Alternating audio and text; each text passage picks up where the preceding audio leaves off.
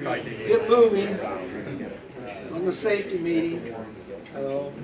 Hi, Roger. Yeah. Can you keep your roll quiet back there? I'll George. Okay. Oh no, Mike. Ah, gee. Okay. I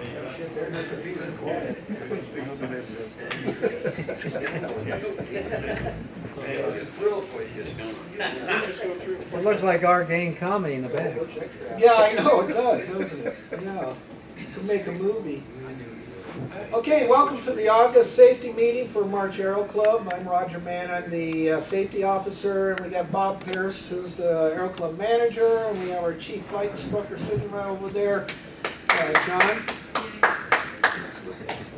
Yes, Hold it down. Stand up.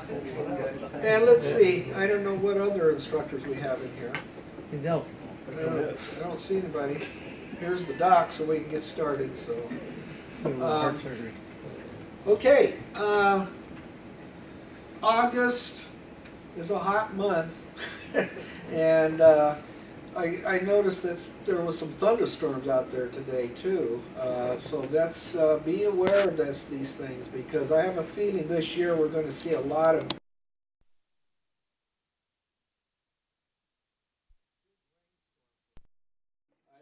Alaska, so I missed that huge downpour I guess we had. Okay, typically what we do in the Aero Club meeting is that we have an agenda, and we just kind of start out doing a certain agenda. The first thing we do is we introduce new people. So anybody has not been in here before or has been introduced in the safety meeting, please stand up. Okay. How's it going? Going good. All right. Should I introduce myself? Yes. Introduce yourself, who you are. Either that or pass out donuts. My name is Cameron. I'm avionics for the 912, and I'm on lunch, so I come on down and Okay.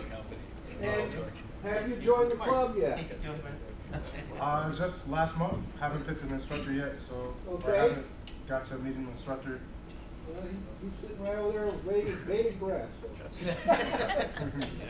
All right. Well, welcome to the Aero Club. Thank you. Okay. Anybody else? Yeah, I guess this is my Yeah, I think it's your turn.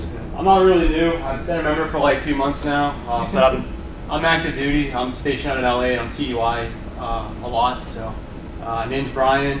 Do acquisitions, engineering, work on the GPS program. Welcome.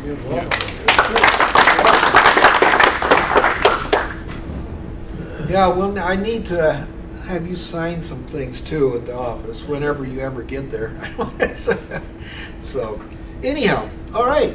The next thing we do is new pilots, new ratings, new anything, and this includes Air Force too. It doesn't mean just only our Aero Club. So, has anybody solo reason? Has anybody just got their private pilot's license? That's here. Come on, stand up. Gene Andrews. Yeah, Andrew, come on, stand up. All right. Congratulations. Yeah, it's about time. No, both of you guys did a good job, and these guys that get these private pilot's licenses, I'll tell you, you might want to keep them in the books, because this is probably the most that they're going to ever be in their whole career in flying, unless they go to pilot training in the Air Force or something like that. But even then, that's pilot training for Air Force. FAA wise, this will be the sharpest you guys are going to be, unless you're wanting to continue on and get your commercial, which I highly recommend to do. At the very least, get your instrument rating, which I think you guys are going to do. I don't know. Okay, anybody else has done anything like a solo for the first time? It's not really new rating, but I got my mountain check out. Okay, well, it is. Yeah. Anybody else? Because I know we had a couple of people that did the Catalina checkout too. I'm not sure if they're here or not. Doesn't look like it. Anybody get violated by the FAA? Or anybody get Q3'd by the Air Force? No comment. No. You plead the fifth? Okay. Okay. Experiences. Okay, this is where you get a chance to kind of brag a little bit, or not brag. It depends on how you look at it. I know George always has something exciting to talk about. Anybody that has anything that they did, like blown tires at Ramona Airport in less than a week on landing. wow. I can see they fall broke, but Hope that was somebody else, not you. Yeah, I didn't do it. Yeah, that's that can be a little exciting. It's pretty hard to blow tires at Ramona. Yeah, I know. Well, and it's hard to blow tires out here too on a 13,000-foot runway, but yes, as you will see in a couple of seconds here, I'm going to show you a picture. I also will show you a picture of my experience. I was not the pilot, I was a passenger, but I'll show it to you anyhow while I was on vacation. Let's see. Okay, we're going to talk to the Aero Club manager, or he's going to talk to us. Very short, right? Oh, I got a list of 10 lines. Yeah, well, yeah. I missed last month. Yes, you did miss last month, and everybody loved it. I know, I didn't miss it at all. Okay, and then tonight we're going to be talking about currency versus proficiency. Okay, before we do that, though, I think we got somebody who wants to come up here and talk to us. Joan? Yeah, go ahead. Yeah. Come on, Joe. Go ahead. Joan is one of the student pilots under John, and she's making it. I'm working at it. Yeah, she's I'm working at it. Okay, I joined the 99s organization, and we had our meeting last week, and a couple of interesting events are coming up. This Saturday, the San Diego 99s are putting on an ice cream social for Fran Berra. I think I say her last name right, B-E-R-A. She got her pilot's license in 1940. She's 90 years old, and they're having an ice cream social at Gillespie Field, and it's going to be at 2 o'clock. And they say going into her hangar is like walking into an aviation museum. So just trying to get the word out. If anybody's looking for something to do on a Saturday, you know, it's 2 o'clock at Gillespie. Camarillo air shows this weekend. Anybody heard about that? It's going to be going on for 2 days.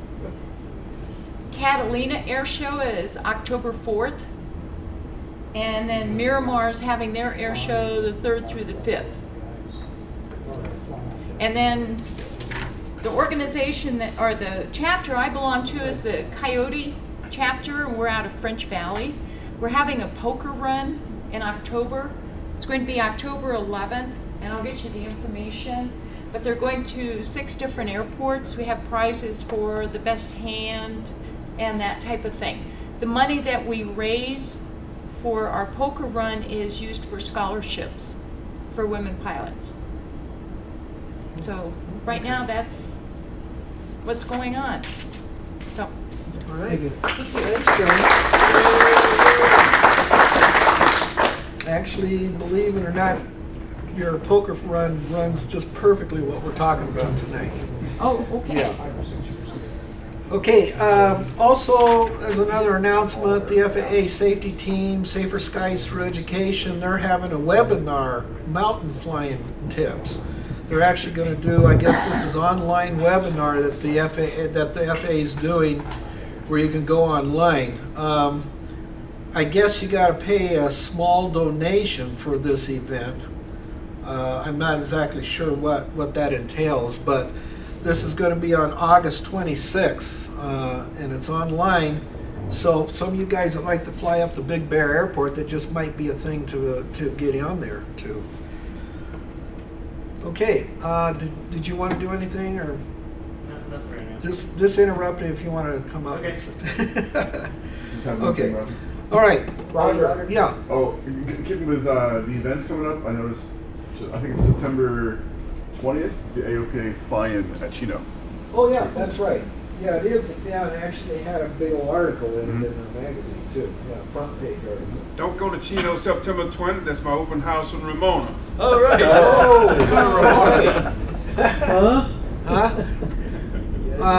On some of these open houses, we do have an individual, Robert Youngblood. I don't know how many of you know him, but he likes to take our airplanes to these open houses sometimes, and he gets a hold of the right people.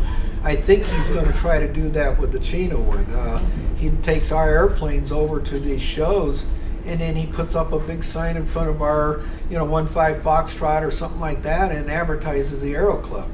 And we have gotten responses from this. So if you feel so inclined, I know that that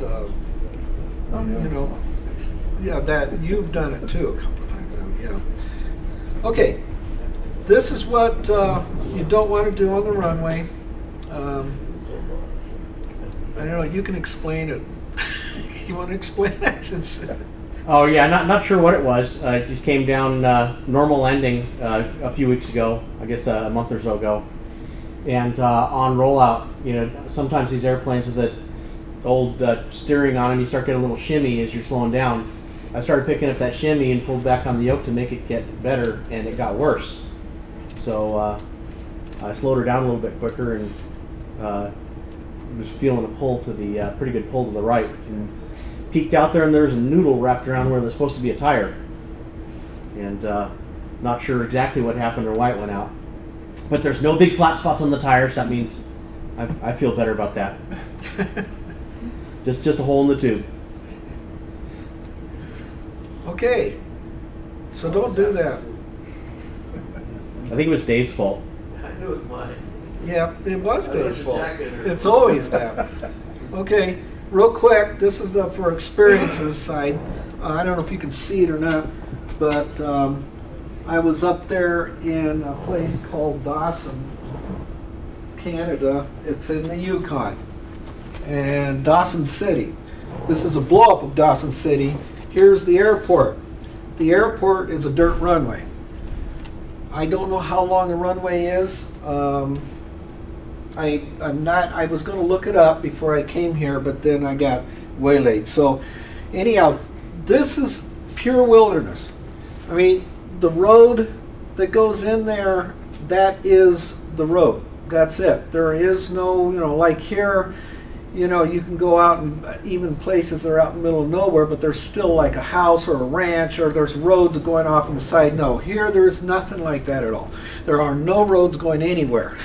There even was a big, huge forest fire that was burning right about up in here, and they don't try to put it out, but what they do is they try to keep control of the fires.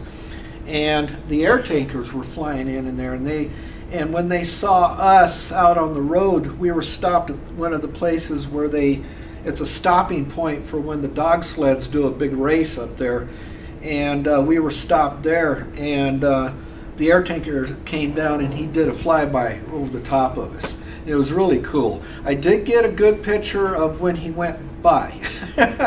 But I kept telling the bus driver and the tour director that he's coming around to do a low flyby, but they were trying to get us on the bus, and I'm going, he's turning, coming over to us, and I tried to tell him that, and a lot of people missed it, but a lot of people saw it too, and it was pretty neat. So anyhow, Dawson is a town that basically is probably maybe about 2,500 population. During the summertime, it goes up, quite significantly because people go up there driving the Alcan Highway, and in order to continue on the on the highway up there, you have to go across on a ferry. So they don't even have bridges or any of that stuff. But the town has an ordinance where you're not supposed to have paved streets up there. It's all the streets they want to keep them just like they were when the town was in the gold rush in 1898. Anyhow, that's a whole nother story. Okay, the airport up there, normally what they do when you're a tourist, that you go up there, normally what they've been doing is that you have to watch the weight of your baggage and all this kind of stuff, and they limited us to 50 pounds. However, in this particular case, what they started doing this year, this summer, is that they started bringing in a 737 in there. Groundbreaking thing. It was a history in the making.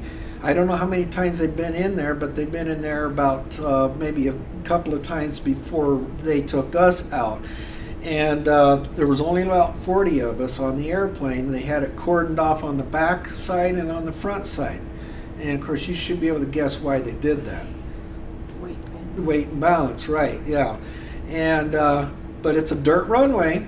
The picture I'm going to show you of the airplane is basically the tarmac is concrete where the airplane's parked, but the runway is all dirt. And I'll show you how they do it.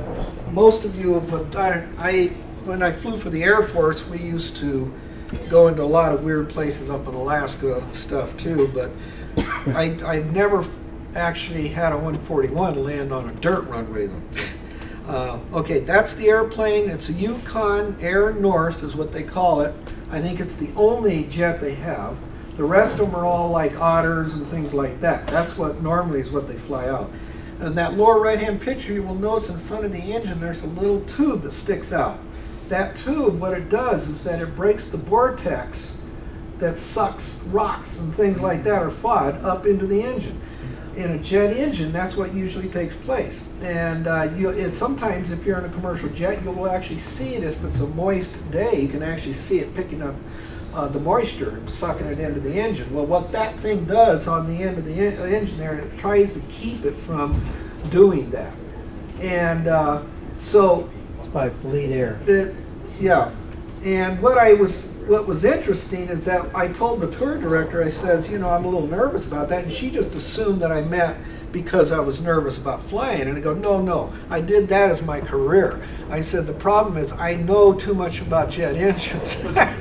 and she goes, oh, what do you mean? I says, well, you know, when you suck up rocks into a jet engine, depending on how big they are, it's not a good thing, you know. And she goes, oh, gee, thanks. You know? So I made her nervous. But anyhow, it was very smooth. When the town shows up and watches you take off, you know you're doing something that's not normal. Believe me, there was people parked on the side of the road from town. The houses that were off the end of the runway, they were out in the yards watching us take off. So it was interesting. It was very fascinating, and they're trying it for an experiment this summer, just so to see if they can do this, because they're trying to get more tourists up there. You know, the more tourists they can bring in, the better. And so if this goes through, then they'll be able to get more people up there, and then you too can go up to Dawson, Yukon. It's worth it. It really is. Any questions? How much dirt did they kick up on takeoff? I couldn't tell. You know, behind me, I'm sure there was some.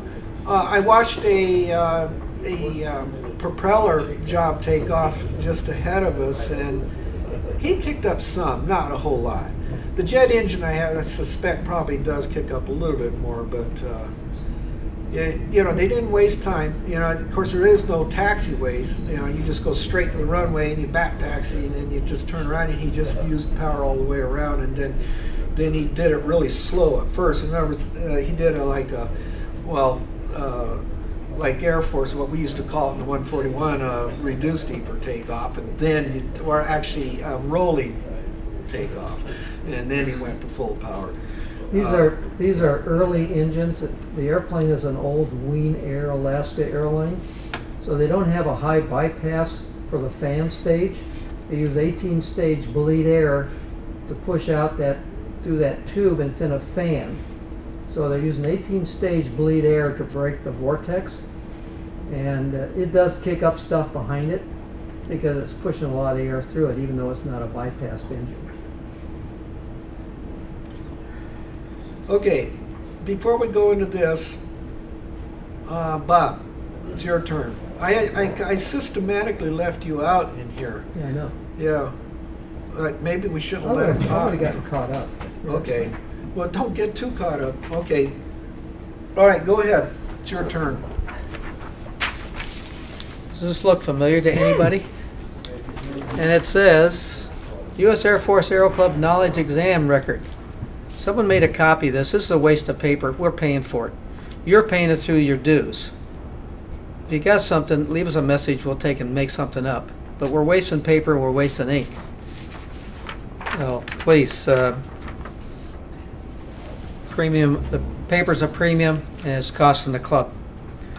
Credit cards. We're missing the codes. A lot of people are using credit cards, especially the new people. The instructors are supposed to help you out a little bit on regards to your credit card. But there's a 3-digit code on the back of your card that has to go in the authorization box on the credit card slip. Don't forget it. Because what happens is that it takes a delay. We have to hold that for a period of time till we get into touch with you. We're finding errors on the invoices as to times and the hops times and etc. They're not matching what's in the airplane. So today it came back in on 5-6 and the previous pilot made an error, 3/10 of an error, 3/10 of an hour. If I go 3/10 of an hour, it's 15 minutes. Divide that by 4 out of $140, and the Air Club lost money. So I'll talk to that person afterwards. Cleaning of aircraft. I can't stress we're not cleaning the nose wheels for those people who are flying the T-34s. You got to get down. 5-6 is an oily aircraft. Got to clean the nose wheel. I noticed that we had Joan and Bill cleaning 15 Foxtrot the other day and 29 Foxtrot for the FAA check airmen. They were out there with goop. So everybody needs to chip in. It's a club, and to keep our costs down and to help us till we can resolve the issues with the soot on the engines, and I get a response from ECI cylinders. Try and keep the airplanes clean, especially for bugs. If you have a maintenance problem, talk to Roger or I. Try to explain what's going on and give us some statistics so we can take and give that to David G. If you just say that the generator failed or we get the red light and I'm going, well, what was the RPM? Well, I really don't know. What was the voltage? Well, I don't know. What was the amperage? I don't know. What were the temperatures? I don't know. That's not helping us out to isolate, and it's not helping David G at all. So you got to be more informative in regards to your write-ups to help maintenance improve the aircraft so we don't have the problems we're having problems today in regards to grounding an aircraft or having someone come out and then finding the aircraft is not available because we weren't notified. Bathrooms. I really hate to say much, but we have ladies that use the bathrooms, and there's been occasions where they've gone in after an individual or individuals from the Aero Club have walked out, and there's pee all over the seat. Doggone it, guys, lift up the damn seat and pee in the pot and flush it or wipe it off. Do something, but don't. We've got to. Yeah, either that or you try and sit down on it. But I'm getting a lot of complaints, and you got to be more cognizant. If you want to do that at your house, that's fine. But these are unisex toilets, so let's help out everybody else on that thing. CAP members. This is a big issue. There's new instructions coming out. They're already trying to implement them through security. I have sent them an active list of the CAP members in regards to their birth dates and the ones that are actively flying with the Aero Club. That's going to security. They're going to come up with a new program here. It will be in operation within 6 months. And they need the database. And as you come in, I'm going to need your driver's licenses on top of that for CAP members. Squadron 45 is fine right now because it's an active squadron for Civil Air Patrol on this base. And therefore they have a master list. But I'm talking about people that are out Riverside, National, or any other place that belong to the Civil Air Patrol. Those people who are out of Fallbrook, you got military cards, I don't worry about it. But eventually when you come through the base, you're going to be in a master system, and they're going to have like a reader where they take the credit card and read it, and it's going to kick up whether you've got a warrant, whether you've been arrested, whether you've done this, whether you've caught speeding, whether you've got a divorce. I don't know what all is going to be in there, but this is what the system is coming down through, and they're trying to regulate those people who don't have authorization on the base, including the Aero Club. So it's going to become a hassle. They want us to be here 24/7. We can't do that. So far I have an events program with everybody listed, which ends tonight. Tomorrow I'll make up a new events program, which will end on Friday. And then I'll do another events program with all the people attached, which will go through the weekend and finish on Monday. And I'll keep doing this until they finally get everybody in the system or they tell me something else to do. So bear with us. It's not the Aero Club that's creating the problem. It's the regulations that the security people have to take and abide by. And eventually every base is going to be this way. So just be aware that there may be some issues, and just put my phone number or Roger's phone number or the duty office phone number in your cell phone, so that if you do have an issue, someone can go up there and get you. Now, Jim G tried to get through that, and David had to go up there and get him. I don't know if the individuals. First time I had to get him. we won't eliminate or expound on that particular statement right now. But you know, like Scott, you may have an issue, and even though you're on the duty, Brandon had an issue here. Was it last weekend? You know, and it's just going to be ongoing. There are certain people that it doesn't bother, and other people that, well, you're not on my list. So we're trying to make this thing work. I've sent out the emails. The individuals have not responded to me, and I've copied all of my base commanders on it. So far, I have no idea what's going to take place. So just be aware. If you do have an issue, give me a buzz. And that's all I got. You need driver's license numbers? Eventually, for all Civil Air Patrol members, I'll need driver's license. You can email me that driver's license number. Actually, we're supposed to have that on file anyhow. Yeah. Some of you have. Others, we just neglected doing it. We forgot about it. Yeah. So. Brandon? Because I showed them both the CFP and my driver's license, and they basically said, do you have another ID? And I was like, no. So they kind of gave me more of a issue because I didn't have a military ID. Yeah, same situation. And that's where I had to call. Luckily, John Lowe was here, but they would not allow me on. I told them I've been here for 4 years. See, this is the problem, and they don't know what they're looking for. See, we run by a particular regulation. So our regulation, which comes out of the 217 to 232, says that you're illegal to do this. But their regulation says, no, you got to have this, this, and this. And they're not compatible. You know, what I would carry, you carry the Aero Club ID card? I showed him that too, and he goes, nah, that's not acceptable. He was really trying to give me a hard time. So Is this an individual, or is this just? No, it's the whole. No, it's security. It's security itself. No, they changed the guards over 24-hour shift to 12 hours, and they've been on night shift for 6 months. he's never been here before. He says he's been to all these other air bases, and they all follow those rules. So that's his first time here, and he just would not allow it. See, and I'm doing the best I can. I can only do so much. I've already talked to the Master Sergeant on that. I may have to talk to someone higher in the chain of command and see what we can do. I may take and pursue that tomorrow. Bob, So we'll have to see. Bob, it seemed like with mine, there was concern was that it was the national CAP versus a unit here that I could associate with. So in other words, they still wouldn't let you in? Because mine had the national, and it says, well, what unit? And I go, well, it's a national, it's not part of the See, unit here. this is what they don't understand. Yeah. See, they're looking at a squadron. Well, we have Squadron 45 here. We have 5 at Riverside. I've got 11 at Palm Springs. I got 25 out at Cable. 29 is sitting at Chino. And then I have Corona, which is Squadron 20. 31 at Rialto. I'm just telling you, they got all these squadrons, and they're looking for a squadron thing with a picture. Well, it doesn't exist. National, you're supporting the Civil Air Patrol with an ID card, and you belong to the National. National doesn't make up lists. Right. That's what I tried to explain to him. Also, right now, Bob, they're all doing their summer camps too this month.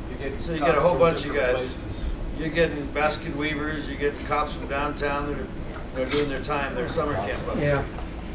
You get fire department guys, you know. They're good at TV, I understand. That's about all. Oh, I'm sorry. Yeah, no, of course.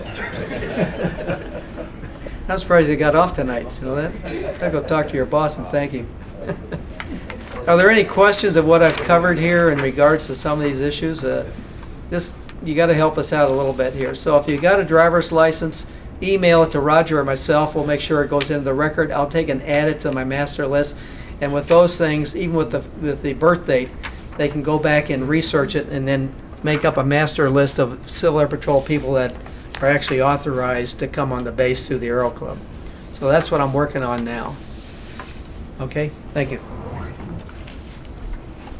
By the way, I enjoyed my vacation at Monterey, and the Aero Club up there is kind of interesting because they're on the regional airport, so you can't get on or off the gate. You got to have a TSA card to get on. So the mechanic took care of the wife and I and our bags. I slipped him $20, and he says, "I don't want anything." I said, "I just stuck it in his pocket." And I said, "Yeah, it's worth it." So I got my rental car. He picked me up at the rental car, dropped me back off, and we pumped the airplane full of gas, and we came home. We had a great time. Thank you. All right, thanks, Bob. Okay, I was also at Elmendorf Air Force Base's Aero Club, and the whole time they laughed at me, like you guys back there. And I just, you know,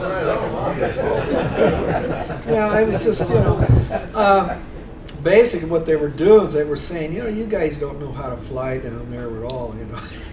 And I mean, that's what he was saying. They can do off-airport operations. On my desk, there should be a little booklet that has it on off-field, you know, operations, and they can do that stuff. They can land on snow, they can land on ice, they can land on dirt, they can land on anything they want, as long as the person's careful. Huh? Just gotta have that mountain checkout, huh? Yeah, you know, I forgot to ask him about that. You know, do they have a mountain checkup? Because their local area is 80 miles, and it goes up to where Denali is and around on that whole area through there. So it's interesting. They also fly in all kinds of weather. I mean, they take off when it's raining, you know, and they just go. So, you know, it was an interesting place. The place was 5 times bigger than our office. I mean, they cover the length of this building of space they've got. They have a full-on, fully operational big simulator, everything. And they got the whole works. But they also are in the same situation as we are. The Air Force is trying to shut them down. And they're just looking for any excuse to shut them down. And he says that, you know, January through March is their worst, you know, time that they make money. And he says right about that time is when they try to hit them with threatening to shut them down. But then all of a sudden in March and April, they start making more money. And then they go, well, okay, then they start backing off, you know. But he says each year they get a little bit harder and keep trying to push them to shut down. He says it says it's going to be hard this next year. So all the Aero clubs are in the same boat as far as that's concerned. But if you ever get a chance to go to Elmendorf, visit the Aero Club up there. I know some of you guys still go up there, and that's just go over there and visit them. It's a neat place. They got a good place set up in there. Okay, enough said on all that. One of the things we do talk about is the operating instructions, or what we call the SOPs. And we go through chapter per chapter during the safety meetings. The chapter we're in right now is chapter 7. I'm not going to talk a lot about it. I need to have John read the whole thing really quick, though, so he knows what he's supposed to do. But it basically just covers what is expected of the instructors, and especially the chief instructor. And so if you want to read that, just go into chapter 7 and read that. And it is kind of fascinating to know what your instructor is supposed to do. So, you know, Joan, when he starts yelling at you, it says in there he's not supposed to yell at you. So, you know. Well, I thought that was part of the job. Yeah, so, you know, well, in the airplane now it's different. He can hit you over the head with anything, according to that. So, anyhow. All right. All right, tonight we're going to talk about currency versus Proficiency. I'm just going to cover this subject pretty quick because we're running out of time, and because we talked about a lot of other things. But anyhow, wow, I'm current. Now I can fly anywhere. Is that a true statement? Depends what you're thinking. Yeah. I don't, you know, maybe for some people it might be. I don't know. But currency and proficiency, they are the same thing, isn't it? That's what the pilots say. No, it is not. And I'm sure that most of you, especially you guys who have been flying for any length of time, really do understand what's going on up here. Currency and proficiency are not the same thing. However, they do complement each other. But one does not replace the other. Currency, you have met the FAA standards as pilot in command or Aero Club. Proficiency means you are fully competent in any art, science, or subject. That's out of Webster's College Dictionary. Now, that's the thing you want to be thinking about when you go out and fly an airplane. You can be current, but not be proficient. However, if you are proficient, then you're probably current. Does that make sense? I know in the Air Force, if you flew at least once a month, you never went out of currency. But your proficiency may not be necessarily up, especially when you got a no-notice check right from an examiner. And then he would catch you on that proficiency side. Here, when we deal with the FAA, we don't necessarily get these no-notice check rides like that. However, it could happen. You can get a ramp check, but it doesn't mean he goes up with you in the airplane. Rarely does that ever happen unless there's a reason why he thinks he should do so, and that's a huge deal. Air Force was much easier. It just took the whim of an examiner to just sit there and go, yeah, I want to go out to Hawaii this weekend. I think, oh, yeah, he just jumps aboard and gives a no-notice check right. So, staying current. FAA, to act as pilot in command, what you need to have is a BFR, a biannual flight review within the preceding 24 calendar months, and in order to carry passengers, at least 3 takeoff and landings within the preceding 90 days. And at night, you got 3 takeoff and landings to a full stop, no touch and goes. So you got to do like the T-34s do on night stuff. Believe it or not, if you own your own airplane, you can not fly that airplane for 6 months, 8 months, 9 months, and you can go out and fly the thing and go do your 3 touch and goes. Then you're legal to take passengers out. Aero Club is different. Okay, Aero Club, the active pilot in command under 200 pilot hours, okay? Not necessarily PIC, but pilot hours. You must have a BFR within the preceding 24 calendar months, the Aero Club annual check within the preceding year, and at least 3 takeoff and landings within the preceding 60 days in each make and model. Nighttime, 3 takeoff and landings to a full stop, not touch and goes. For those who are over 200 flying hours, you've got, again, everybody has to have the BFR. Everybody has to have an annual check the preceding year. And then you got to have 3 takeoff and landings within the preceding 90 days in each category and class. And at least 3 takeoff and landings within the preceding 180 days or 6 months in each make and model. And then night, that doesn't change. Okay, now I'm current. How do I stay proficient? Well, simply fly. That's basically what you do. But there is a little bit more than that. Like Mike back there, I am a commercial airline pilot that flies on autopilot, and I don't have a clue how to fly an airplane. So, how does he keep up that proficiency? Well, there's several different ways you can do that. For a lot of us, you know, I know there's limited time to go up in an airplane. Others, you know, get to come out here all the time. You know, like Tyler. I mean, he's out here religiously all the time. But then you got Jerry Kearns, who shows up when he comes from his home back east every once in a great while. And David, he keeps up with it. He flies at least once a week, pretty much. Or at least your brother does. I don't know about you. We're not sure which one right now. Yeah, I know. One of you two must be, yeah. But we all know what happens. You know, time just moves, you know, and the next thing you know, you're out of currency. I wish I could tell you how many times I have had people, and I've had it happen this last week, walk into that computer and go in there and I hear this, oh, like this. And I go, what's going on? I didn't know I'm over my 60 days or 90 days. Most of the time, it's usually within a couple of days. However, the two that had the problem this last couple of weeks, they were way out, way out. I mean, they were out at least by 2 weeks. So time goes by really quick.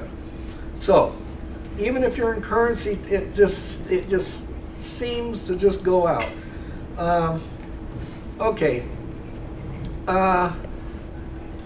Just stay on top of the currency side of it. And everybody knows, you know, you've all been through it, and even now Joan knows what it is too, because she's flown long enough now. But some of you new students, that's one of the things that you're going to find is going to be the hardest thing to stay current. Now, being proficient, that's a whole nother ballgame, okay? You might stay current, but like we just said, your proficiency may go down. What are some of the things you can do? Well, right there on the top of the list, Microsoft Flight Sim. I mean, that's something that can keep you in the cockpit, believe me. As long as you're staying current, at least you can do that. X-Plane, there are other programs out there that I know that you can get your hands on that can play on just on your regular home computer. There are many FBOs that have simulators. They're pretty cheap too, you know. I know we've got a couple of guys that have done it. Here at the Aero Club, we do have an IFR simulator procedure trainer. It's in the back room. It is FAA certified. You can log time on it. You can go back there and use it. And we also have Microsoft Flight Simulator too. It's hooked up to that computer, although right now it's not going very well because the computer is having a hard time handling Microsoft Flight Sim. But if anybody had noticed, we do have a yoke, we do have the throttles, we have the foot pedals, we have everything is there.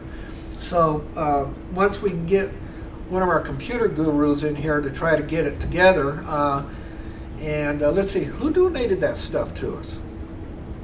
Fitch. It was Steve Fitch, yeah. Steve Fitch, he gave that stuff to the club. And Steve, believe it or not, is a member of the club here. He used to be one of our instructors, but he spends a lot of time down in Texas now. Well, recently he was painted his airplane. It's really nice. So go out there and take a look at it. Okay, what are some of the other things you can do? Be wise, use your flying time wisely, okay? When you're practicing, when you go up in the airplane, what do you do with it?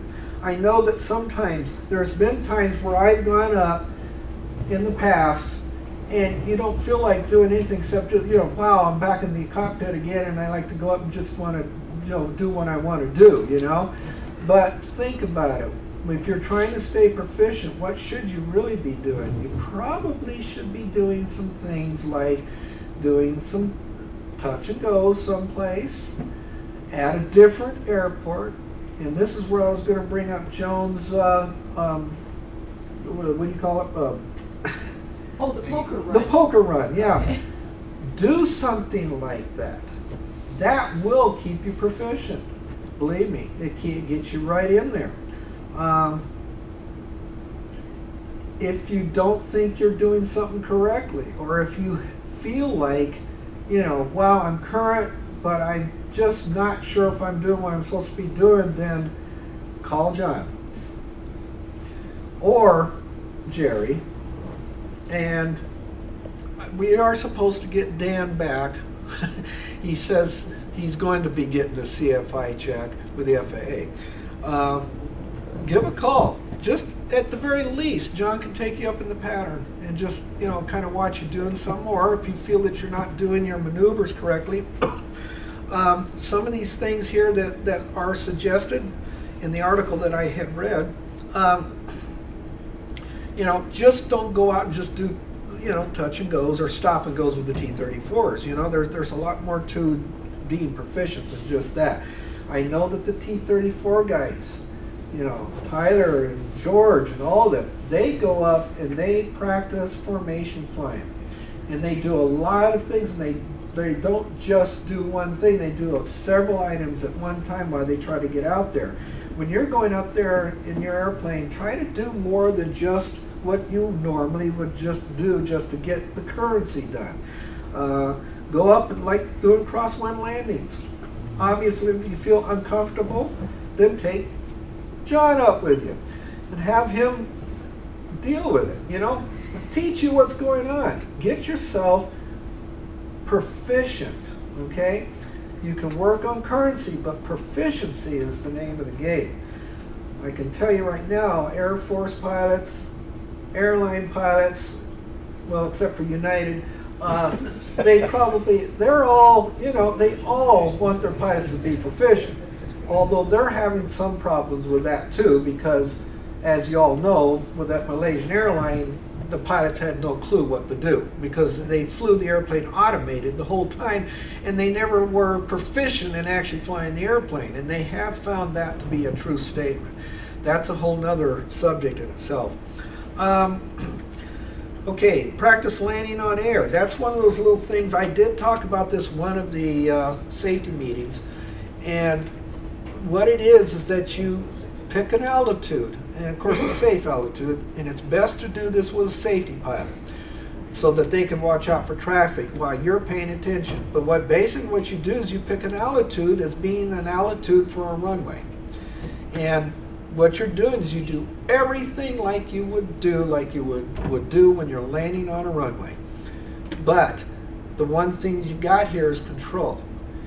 And you got speed control, you got your throttle control, you got all this. It forces you to level off at that altitude, and if you go just a foot below, you failed it. And you have to go back and try it again. And just keep doing it until you nail that altitude. And believe me, you learn how to control that airplane. One of the things that Jerry Rollis likes to always harp about is a controlled landing, a land where you're a stabilized approach is what he likes to talk about.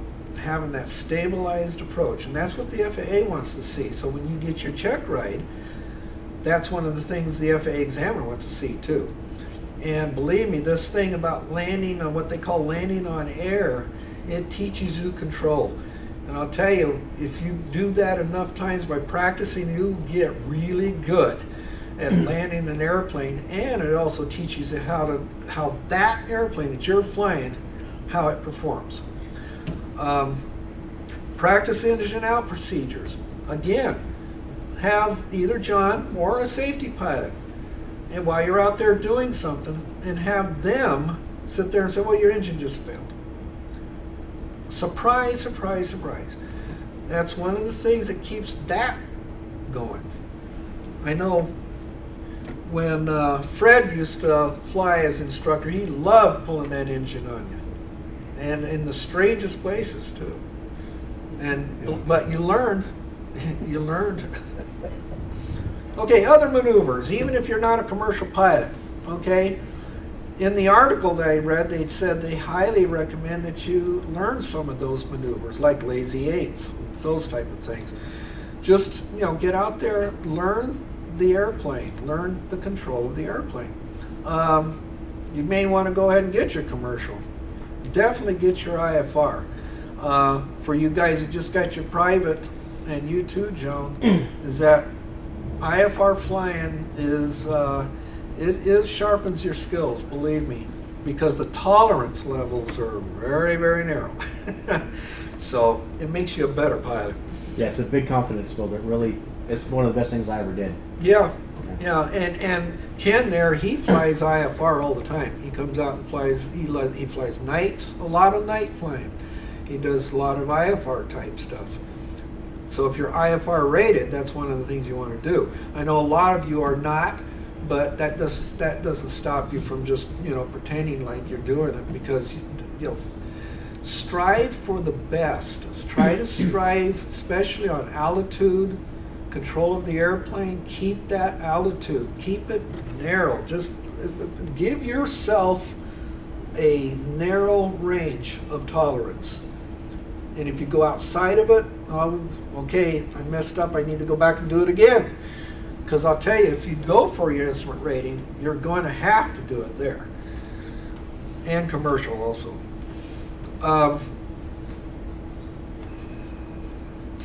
The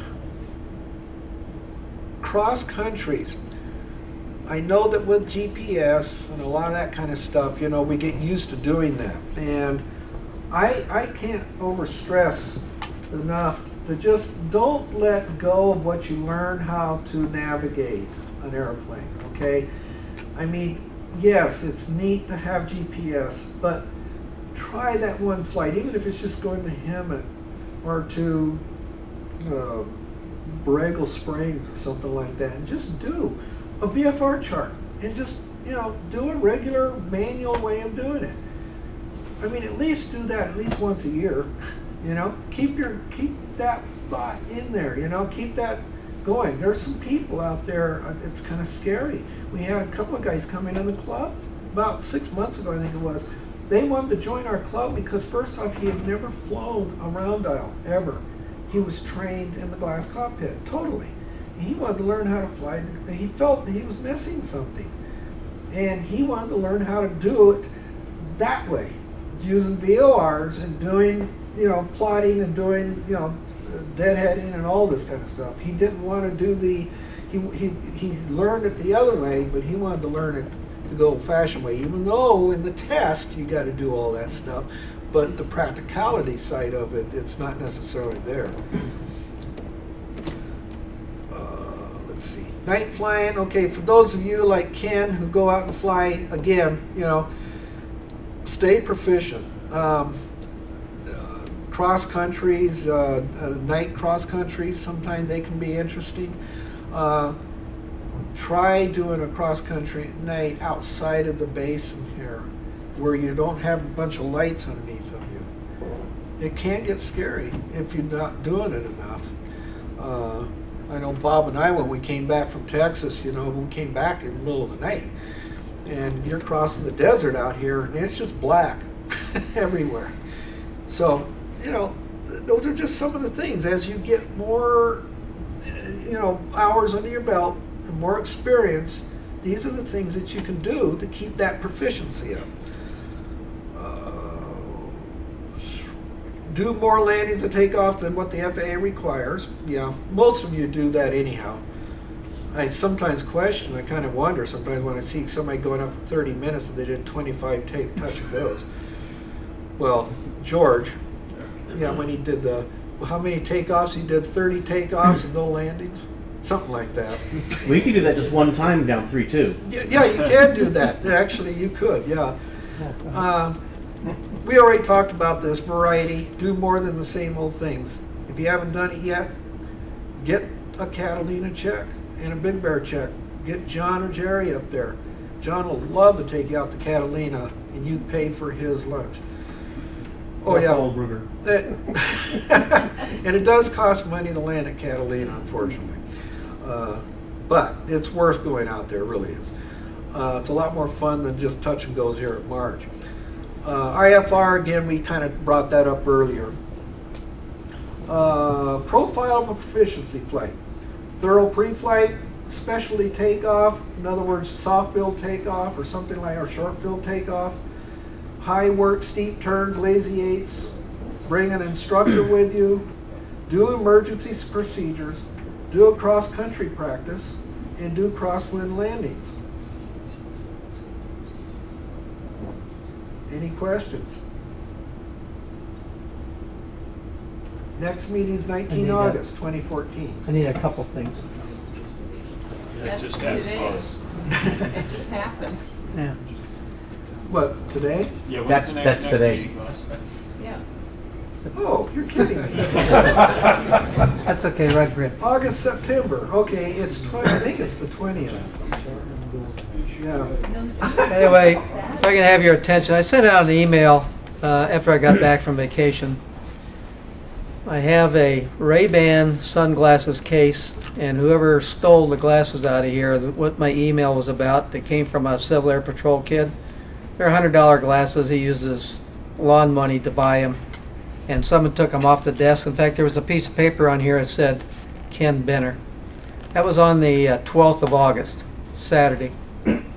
So if you took and flew somebody that weekend, and you may want to take and ask your passengers if they took the glasses out of here. I think it's pretty poor that we steal something from our own members or steal something out of the club. I'm not a happy camper.